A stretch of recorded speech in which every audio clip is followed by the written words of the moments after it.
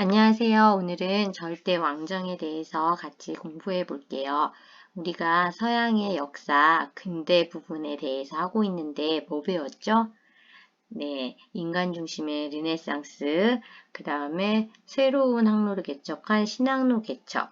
자, 이러한 것들을 통해서 신항로 개척을 통해서 왕권이 좀 더 강화되어 있는 이런 모습을 보이게 되죠.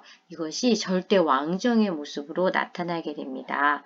16세기에서 18세기 국왕 중심의 중앙집권적 통치체제가 강화된 지배체제를 절대 왕정이라고 해요. 이것을 다른 말로 바꿔본다면 강력한 중앙집권 체제라고 말할 수 있어요.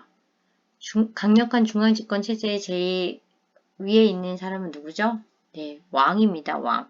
이 절대 반지를 가진 것처럼 왕권이 강함을 얘기해요. 어떻게 하면 이렇게 왕권이 강할 수 있었을까요? 그렇죠.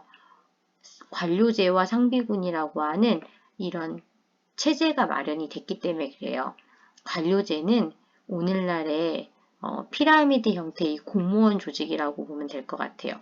왕의 말이 착착착 전달될 수 있고 실행될 수 있는 역할을 하는 것들을 관료제라고 얘기를 합니다. 그 다음에 상비군은 항상 준비되어 있는 군대를 얘기해요. 누구를 위해서? 그렇죠. 왕을 위해서.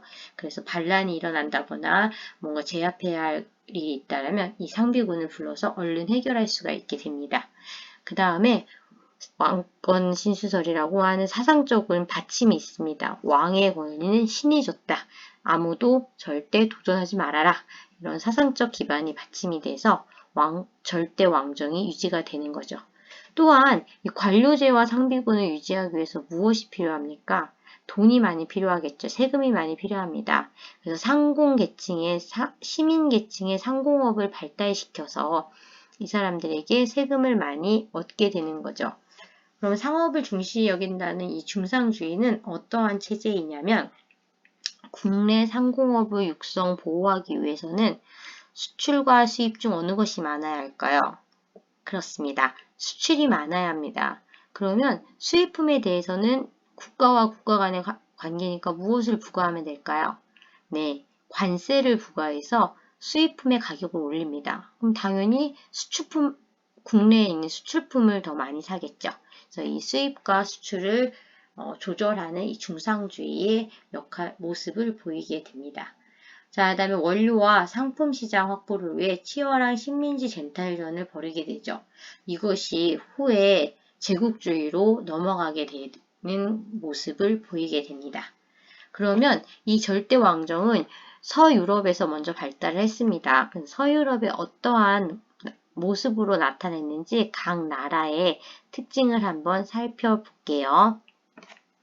제일 먼저 신항로 개척에 앞장선 사람이 누구죠? 네, 여러 사람들이 있겠지만 그 중에 이제 콜럼버스를 후원해준 사람이 누구죠? 네, 이사벨라 여왕. 이 이사벨라 여왕은 어디의 여왕이죠? 맞아요. 에스파냐의 여왕입니다. 이 에스파냐는 오늘날 스페인이라고 하죠. 여러분들 스페인 축구 구단을 무엇이라고 부릅니까? 맞습니다. 절대 왕정이라고 합니다. 그럼 이따 왜 절대 왕정인지 이따 한번 보겠어요. 이 에스파냐의 절대 왕정을 만든 왕이 이 펠리페 2세입니다.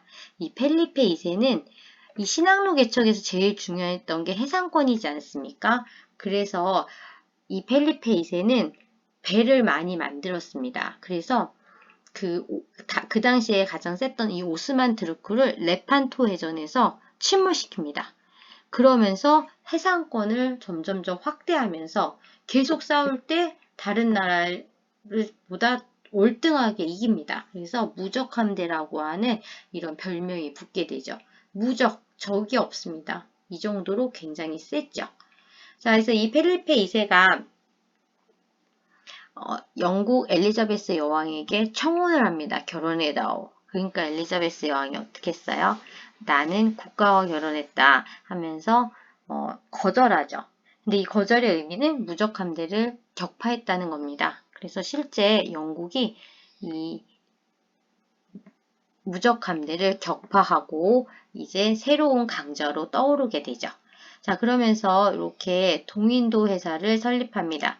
동인도 회사는 이 당시에 인도가 연직물 공업도 발달하고 후추도 많고 굉장히 인도가 발달을 했습니다. 그래서 인도로부터 이런 것들을 가져오기 위해서 주식회사를 설립했는데 이것이 동인도 회사예요. 최초의 주식회사라고 합니다. 이 동인도 회사를 통해서 영국은 면직물, 모질물 공업이 발달하게 되는 거죠. 또 상식적으로 여러분들 영국 하면 떠오르는 축구 구단이 뭐가 있습니까? 그렇죠. 맨체스터 유나이티드, 첼시, 리버풀. 자, 그러면 이러한 지역들의 구단이 이렇게 유명한 이유가 뭡니까? 그렇습니다. 공업이 발달하면 상업이 발달하고 그러면 그 지역에 돈이 많은 거죠. 그래서 유명한 축구 선수, 잘한다는 감독 이런 사람들을 데려와서 구단을 운영하기 때문에 인기가 많고 잘하는 겁니다. 그래서 여러분들 유럽 역사는 상식이 좀 많이 있으면 좀 쉽겠죠. 여러분들 축구 좋아하는 친구들 많으니까 그것과 연관지어 생각해도 되게 좋을 것 같아요. 자, 다음은 프랑스입니다. 프랑스. 여러분들 프랑스 하면 어떤 왕이 생각나요? 그렇죠. 루이 14세죠. 이 그림 되게 많이 봤죠. 이 그림의 주인공이 루이 14세입니다. 이 사람이 좋아했던 디저트가 뭔지 아세요? 네, 마카롱이에요. 마카롱. 그래서 마카롱을 너무 많이 먹어가지고 이가 썩고 이가 썩다 보니 소화가 잘 안 되고 음식은 많이 먹는데 소화가 잘 안 돼서 건강이 안 좋았던 왕이죠. 이 루이 14세가 왕권이 강화됨을 보여주기 위해서 만든 건축물이 무엇입니까? 맞아요. 베르사유 궁전입니다. 자, 베르사유 궁전은 어떤 곳이었나요? 자, 이런 모습이죠. 굉장히 아름답고 아름답다라는 거에는 돈이 많이 들어갔다라는 걸 알 수 있겠죠. 이 베르사유 궁전에 각 지방의 귀족들을 초대해서 파티도 많이 열고 이랬다고 합니다. 자, 그 이유는 뭐예요? 그렇죠. 귀족들의 힘을 낮추고 왕권을 강화하기 위해서 이 베르사유 궁전을 만들었죠. 이 베르사유 궁전의 가장 유명한 거울의 방에는 굉장히 많은 거울을 만들었습니다. 이게 베르사유 궁전이에요. 그런데 이거는 나중에 이 베르사유 궁전을 만드는데 24년이 걸렸고, 그 다음에 이거 유지하고, 여기서 맨날 파티하고, 그래서 나중에는 이게 경제적으로 부담이 갑니다. 국가의 세금에. 그래서 나중에 프랑스 시민혁명이 일어나게 된 계기가 될 수도 있어요. 그래서 그때 또 다시 배우겠습니다. 그래서 여러분들, 프랑스의 상징 베르사유 궁전을 받고 이 루이 14세는 자기가 태양왕이다. 이렇게 이야기를 했던 사람입니다. 그 정도로 강력한 왕권을 구가했던 그런 유명한 왕입니다.